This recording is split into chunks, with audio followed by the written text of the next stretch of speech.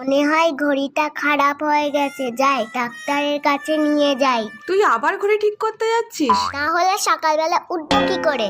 কতই যে উঠিস, বরং পাড়ার লোকেদের ঘুমের 12টা বাজিয়ে দিস। এটা তো তোমাদের ঘুমের দোষ, তা আমি কি করব? শুধু শুধু আমার ঘড়ির দোষ দেবে। না না, আমি তোমার ঘড়ি ঠিক করে আমি আমার নিজের ঘুম নষ্ট করতে চাই না। কি বলো দাদু, তুমি না ঘড়ি ঠিক করলে আমি সকালবেলা উঠবো কি করে? প্লিজ দাদু ঠিক করে দাও।